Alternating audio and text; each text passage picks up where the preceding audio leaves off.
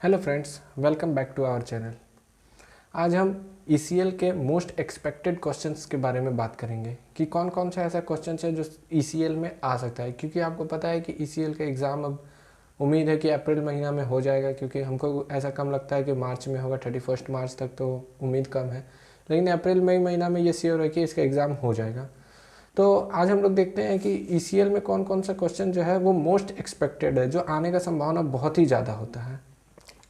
तो सबसे पहले जो जनरल माइनिंग से क्वेश्चन होता है वो सब चीज़ को हम हटा देंगे, वो सब चीज़ बहुत कॉमन हो जाता है। कुछ एक एक्स्ट्रा ऑर्डिनरी चीज़ के बारे में बात करेंगे जो जल्दी कोई इंसान सोच नहीं सकता है या जल्दी किसी के माइंड में स्ट्राइक नहीं करता है कि इस टाइप का क्वेश्चन आ सकता है, लेकिन ये सब क्वेश्चन हर एग्ज़ाम में आता है। मैं खुद ये चीज़ एक्सपीरियंस किया हूँ कि एग्ज़ाम में किस तरह से कुछ क्वेश्चन जो होता है वो इस लेवल का रहता है कि जो हर जगह आपको उसके बारे में नहीं मिलेगा, उसको आपको बहुत डिटेल में समझना और पढ़ना पड़ेगा, तब जा करके आपको उसके बारे में समझ आएगा। तो मेरे हिसाब से जो सबसे मोस्ट इम्पॉर्टेंट क्वेश्चन हो जाते हैं ईसीएल के, वो आपको ईसीएल का जो एनुअल रिपोर्ट आता है वो आपको पूरा पढ़ डालना पड़ेगा। एनुअल रिपोर्ट हर कंपनी अपना अपलोड कर देता है वेबसाइट पे, जैसे सीसीएल हो गया, एनसीएल हो गया, डब्ल्यूसीएल हो गया, ईसीएल हो गया। तो इसका एनुअल रिपोर्ट जो आता है वो आपको उसके नेट से डाउनलोड कर लेना है।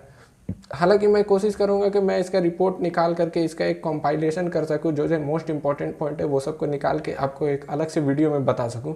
लेकिन चूंकि अभी आपके पास टाइम है और आपका अगर माइनिंग साइड का प्रिपरेशन बहुत ज़्यादा अच्छा है, तो हम यही बोलेंगे कि आप जो है वो एनुअल रिपोर्ट को उसका डाउनलोड कीजिए और उसको डाउनलोड करके जो है आप उसको कंप्लीट रीड कीजिए।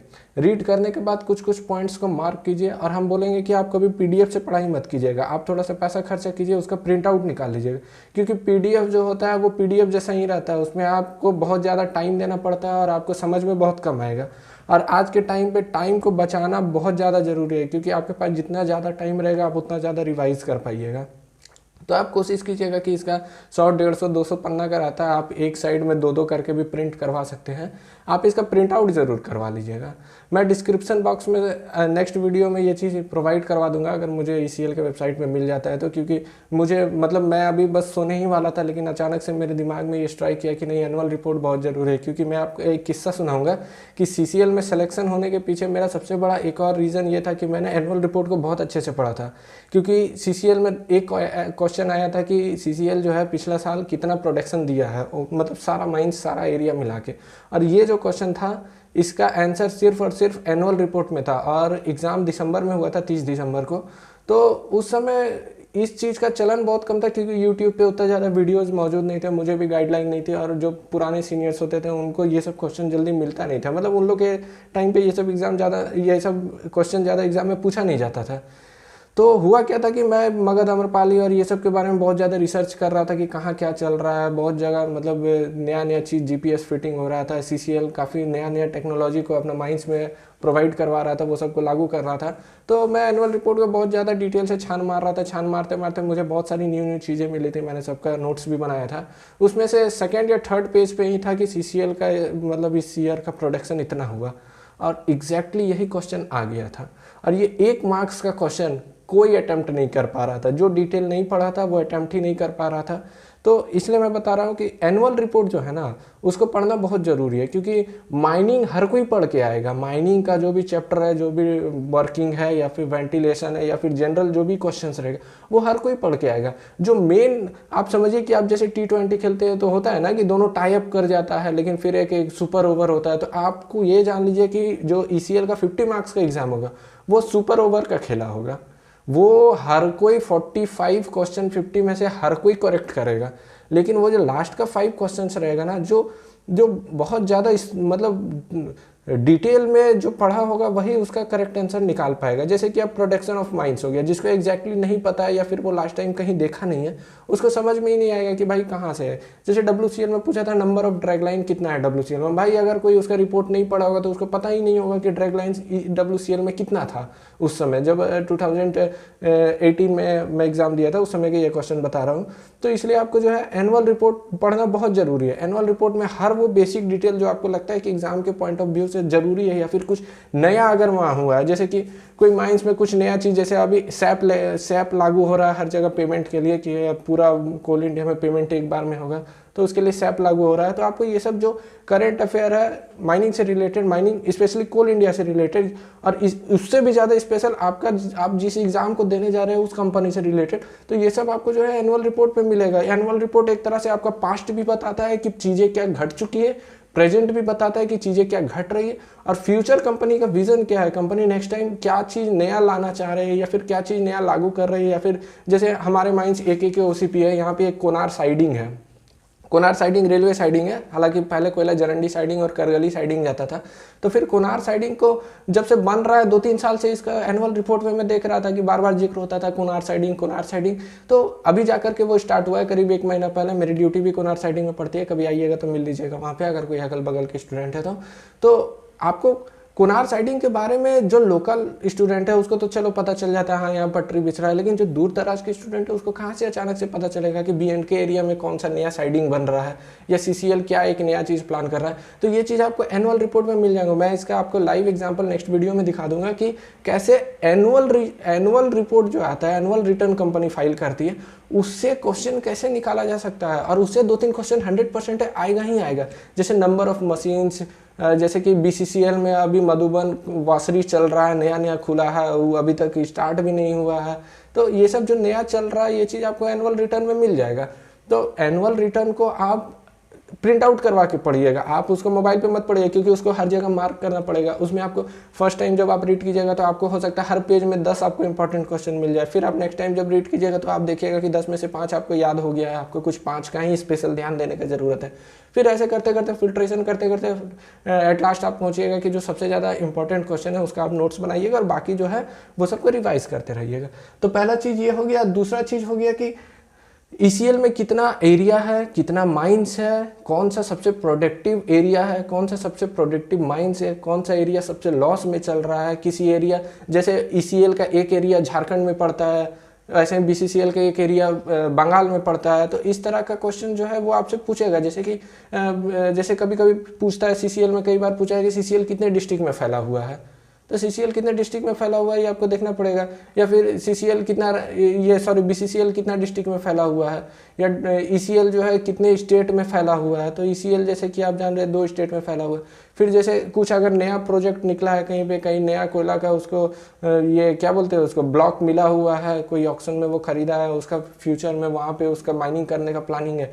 तो इस तरह का अगर कोई क्वेश्चन है तो वो आप उसको थोड़ा ध्यान रखना है, वो सब पूछ सकता है। जनरल GK में ये सब चीज़ जरूरी है। और इसके बाद एक आ जाता है एक्सीडेंट। अगर किसी तरह का कोई एक्सीडेंट हाल फिलहाल में हुआ है, या फिर मतलब उसका कोई रिपोर्ट आया है, या फिर पहले एक्सीडेंट हुआ था उसका कोई रिपोर्ट बन करके अभी उसका फाइनल रिपोर्ट आया है, तो इस तरह का अगर कोई घटना हुआ है तो ये पूछ सकता है। जैसे WCL में नेहरिया माइंस में एक एक्सीडेंट हुआ था, उसी समय जस्ट एग्जाम से 2 महीना पहले का बात है, जिसमें गैस की वजह से 2-3 आदमी का फैटल एक्सीडेंट हो गया था, मर गए थे दोनों। तो ये क्वेश्चन WCL में पूछ दिया था। तो आपको हाल फिलहाल जो घट रहा है इससे भी आपको वाकिफ रहना पड़ेगा, ताकि आप उस टाइम सिर्फ बुक का क्वेश्चन आपको 90 to 95% स्कोर करवा देगा, बट अभी के टाइम पे आपको 100% स्कोर करना बहुत जरूरी हो गया। और 100% स्कोर करने के लिए आपको कम से कम पता होना चाहिए कि क्वेश्चन किस किस जगह से पूछ सकता है। आप मान करके चलिए एनुअल रिपोर्ट को भूल ही गए, आपको ध्यान ही नहीं आया, या आपको कोई बताया नहीं कि एनुअल रिपोर्ट भी पढ़ना जरूरी है, और आप बहुत अच्छा से प्रिपरेशन कर ली, बट आपका एक पार्ट जो है एनुअल रिपोर्ट कार्ड वो तो पूरी छूट गया ना। अगर उससे एक क्वेश्चन भी आता है तो आप छोड़ दीजिएगा। इसलिए कम से कम आप एक एक्सपीरियंस आदमी से ये पूछिए कि किस किस सेक्टर से या किस किस प्लेस से क्वेश्चन पूछा जाता है। आप इस बात की चिंता मत कीजिए, मैं अगर आप मेरे चैनल पे बने रहते हैं तो मैं आपको हर वो पॉइंट बताऊंगा या हर वो प्लेस बता सकता हूँ जहाँ से क्वेश्चन को उठाया जा सकता है, क्योंकि मैं बहुत सारे एग्जाम दे चुका हूँ, मुझे अच्छा खासा एक्सपीरियंस हो गया। और मैं हालांकि मुझे उतना भी एक्सपीरियंस नहीं कहा जा सकता, क्योंकि हाँ मेरे सीनियर लोग बहुत ज़्यादा एक्सपीरियंस है, लेकिन मुझे लगता है कि मैं इतना सफिशिएंट नॉलेज रख रहा हूँ कि आपको बता सकूँ कि इस पॉइंट से क्वेश्चन अराइज हो सकता है। और लेट्स सी, उम्मीद है हर एग्जाम में ऐसा तो हुआ ही है, क्योंकि जो भी मैं गेस करता था या जो भी मुझे लगता था, जो मुझे अंदर से फीलिंग्स आती थी कि यहाँ से क्वेश्चन आ सकता है, वहाँ से क्वेश्चन अराइज हो जाता था। और एग्जाम में वो सब क्वेश्चन ही मुझे मतलब कि सिलेक्शन दिलाया है। तीसरा पॉइंट अगर हो जाता है कि CSR, मतलब कॉर्पोरेट सोशल रिस्पॉन्सिबिलिटी, जैसे आप जानते होंगे कि CSR के तहत अगर कोई योजना चला रहा है कोई कंपनी, जैसे CCL के लाल, CCL की लाडली सब योजना चलाता है, स्कॉलरशिप चलाता है, तो और IIT के जो भी मैनेजर होते हैं वो सब पढ़ाते हैं CSR के तहत। तो अगर CSR से जुड़ा हुआ कोई भी वहाँ पे वर्क चल रहा है या कोई ऐसा चीज़ चल रहा है जो CSR से मिलता है, तो फिर वो CSR का क्वेश्चन आपसे पूछ सकता है कि जैसे कि कोरोना काल में इतना वैक्सीनेशन पड़ा या कुछ भी है, ECL का कहाँ कहाँ हॉस्पिटल है, हॉस्पिटल में क्या क्या मतलब नया फैसिलिटी प्रोवाइड किया गया, ये सब चीज़ भी पूछ सकता है। इसके बाद हम देख सकते हैं कि और प्रोडक्शन से रिलेटेड, जैसे एरिया बाय एरिया प्रोडक्शन, की कौन सा एरिया सबसे ज़्यादा प्रोडक्टिव निकला है, कोई एरिया में अगर नया कुछ हुआ है, कोई अवार्ड जीता है, जैसे अभी MCL जो है कोयला प्रोडक्शन का मामला में NCL और SECL सबको पीछे छोड़ दिया है। तो ये भी क्वेश्चन एक बहुत इंपॉर्टेंट क्वेश्चन जो हमको लगता है आ सकता है, क्योंकि ये एकदम करंट अफेयर में है। तो नया चीज़ और हम लोग देखेंगे अगर कि number of underground mines and number of open cast mines, ये जो है अक्सर एग्जाम में देखा जाता है कि इससे रिलेटेड क्वेश्चन पूछ ही देता है। तो हम चाहेंगे कि एनुअल रिपोर्ट को आप थोड़ा सा ध्यान से पढ़िए, और आप अगर थोड़ा सा वेट कीजिएगा या फिर आप अभी पढ़ लीजिए, लेकिन फिर भी हम कुछ दिन में खुद से उसका एक नोट्स बनाएंगे और आपको चैनल पे अपलोड करके देंगे, ताकि आप जो है अपने नोट्स से मेरे नोट्स को मैच करा सके। आप एक और अच्छा चीज़ कर सकते हैं कि आप अपने हिसाब से नोट्स बनाइए, अब मैं अपने हिसाब से नोट्स बनाता हूँ, फिर आप दोनों को टैली करके देखिएगा कि कुछ ऐसा पॉइंट है क्या जो मैं छोड़ दिया हूँ, या फिर कुछ ऐसा पॉइंट है क्या जो आप छोड़ दिए हैं। तो उससे क्या होगा कि हम लोग को एक पता चलेगा कि हम लोग कोई एक बड़ा सा डॉक्यूमेंट में से जो इंपॉर्टेंट चीज़ है उसको निकाल पाते हैं कि नहीं। जैसे कि हो सकता है कि आप अगर पढ़ के आएंगे और आप अगर न्यू स्टूडेंट है और आप उतना डिटेल में चीज़ों को निकालना नहीं जानते हैं, तो हो सकता है कुछ इंपॉर्टेंट पॉइंट आप छोड़ दीजिएगा। लेकिन आप इसकी चिंता मत करें, मेरे कुछ फ्रेंड्स भी है जो कि मतलब अपने अपने टाइम पे टॉपर रह चुके हैं माइनिंग के एग्जामिनेशन में, वो लोग मिल करके कुछ इसके पीछे वर्क करेंगे, ताकि जो है मोस्ट प्रोबेबिलिटी वाला क्वेश्चन जो है, मोस्ट प्रोबेबल क्वेश्चन जो पूछा जा सकता है, वो सब के पीछे हम लोग थोड़ा सा वर्क करेंगे। क्योंकि हाँ, हम लोग भी चाहते हैं कि भाई माइनिंग का स्टूडेंट को अच्छा सा प्लेटफॉर्म नहीं मिल पाता है या फिर अच्छा सा गाइडेंस नहीं मिल पाता है। सबसे ज़्यादा कमी गाइडेंस की हो जाती है, क्योंकि देखिए पहले के जो स्टूडेंट्स होते थे उस समय उतना कंपटीशन हाई नहीं हुआ करता था, तो वो लोग जनरल से बता देते थे ये पढ़ लो वो पढ़ लो। लेकिन अब क्या हो गया कि कंपटीशन बहुत हाई हो गया। आप कंपटीशन के साथ साथ देखिएगा कि नया स्टूडेंट को ही उतना ज़्यादा एक्सपीरियंस मिलेगा, पुराने स्टूडेंट को उतना एक्सपीरियंस नहीं मिल पा रहा। अभी जैसे जो MCL का एग्ज़ाम दिया, अभी जो CCL का एग्ज़ाम दिया ओवरमैन वाला, वो लोग आपको ज़्यादा बेस्ट तरीका से बता पाएंगे कि क्वेश्चन कहाँ कहाँ से अराइज करता है और कितना टफ कंपटीशन चल रहा है। इसलिए आप चिंता मत कीजिए, मेरे कुछ फ्रेंड्स और मैं भी मिल करके इस पर वर्क कर रहा हूँ और आप लोग को बेस्ट से बेस्ट चीज़ प्रोवाइड कराने की कोशिश कर रहा हूँ। अगर आपको वीडियो पसंद आया तो आप चैनल को सब्सक्राइब कर दीजिए और लाइक करना ना भूलें। और आपको लगता है कि ये वीडियो आपके किसी फ्रेंड्स को हेल्प कर सकता है या फिर आपके किसी रिलेटिव्स को हेल्प कर सकता है, तो आप प्लीज़ वीडियो को स्पेशली यूट्यूब कि जो मेरे वीडियो है इसको व्हाट्सएप पे शेयर कर दीजिए, ताकि मुझे भी कुछ मोटिवेशन मिल सके। हम लोग भी बहुत सारा टाइम निकाल कर, जैसे एक वीडियो बनाने के लिए ऐसा नहीं है कि बस बैठ जाते हैं और वीडियो बन जाता है, उसके पीछे 1-2 घंटा रिसर्च करना पड़ता है, ताकि जो सही चीज़ है, जो इंपॉर्टेंट चीज़ है, वही आपको प्रोवाइड कर सके। क्योंकि सिर्फ ऐसे ही यूट्यूब में वीडियो बना देने से नहीं चलेगा। जैसे अभी एक रेगुलेशन में हम लोग सीरीज स्टार्ट करने वाले हैं कि मैं पर डे आपको 10 रेगुलेशन बताऊँगा और 10 रेगुलेशन को मैं अच्छे से एक्सप्लेन करूंगा। 10 रेगुलेशन को मैं जो है उससे जो क्वेश्चन अराइज हो सकता है, आपको लगता है कि मतलब ये रेगुलेशन के अंदर ये क्वेश्चन पूछा जा सकता है, वो क्वेश्चन भी आपको बना करके दूंगा कि ये रेगुलेशन से इस टाइप का क्वेश्चन पूछा जा सकता है या फिर ऐसा क्वेश्चन बन सकता है। और तीसरा चीज़ एनालिसिस। एनालिसिस मतलब क्या होगा कि इस रेगुलेशन का रियल लाइफ में एनालिसिस क्या क्या हो सकता है। अगर इससे मिलता जुलता कुछ क्वेश्चन पूछ देगा तो फिर आप उसका आंसर कैसे निकालिएगा, क्योंकि हर बुक में 100% क्वेश्चन और आंसर तो नहीं दे देगा कि यही वाला क्वेश्चन उठा करके डाल दिया। तो कुछ क्वेश्चन ऐसा भी होगा जो आपको अपने प्रेजेंस ऑफ माइंड से देना पड़ेगा। तो प्रेजेंस ऑफ माइंड को यूज़ करने के लिए आपको रेगुलेशन या फिर बाकी अन्य चीज़ों को थोड़ा डीपली पढ़ना पड़ेगा।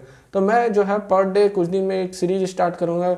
अभी चूँकि मेरा फर्स्ट शिफ्ट चल रहा है तो मैं बहुत थक जाता हूँ, वीडियो बनाने का उतना टाइम नहीं मिल पाता है, ड्यूटी से आने के बाद थोड़ा सो भी जाता हूँ। तो जैसे ही मेरा नाइट शिफ्ट आएगा तो मैं कोशिश करूँगा कि पर डे कम से कम 10 रेगुलेशन का आपका explanation with question answer, probable question answer जो हो सकता है वो आपको दे सकूँ। तो उसमें क्या होगा कि 20 दिन में हमको लगता है रेगुलेशन कंप्लीट हो जाएगा और कुछ 10 दिन में हम एक्ट रूल्स ये सब खत्म कर देंगे। इसके बाद जो है हम लोग फिर नॉन टेक्निकल पे जाएंगे। नॉन टेक्निकल भी बहुत इंपॉर्टेंट है, लेकिन एक बात बता दें, नॉन टेक्निकल में स्कोर करना बहुत आसान है। नॉन टेक्निकल बहुत ही लिमिटेड चीज़ होती है, उसमें बहुत ज़्यादा हाई फाई चीज़ नहीं पूछा जाता है। जैसे कि आप सिलेबस में भी देखिएगा, NCL के सिलेबस में साफ साफ लिखा हुआ रहता है कि अप टू 10th मतलब 10वीं क्लास तक का स्टैंडर्ड का क्वेश्चन पूछा जाएगा। तो आप इसका चिंता ना करें। नॉन टेक्निकल का है तो एकदम मतलब अच्छा से तैयारी करवा दूंगा अगर आप मेरे साथ बने रहिएगा तो ठीक है। मिलते हैं नेक्स्ट वीडियो में। Okay friends, good bye.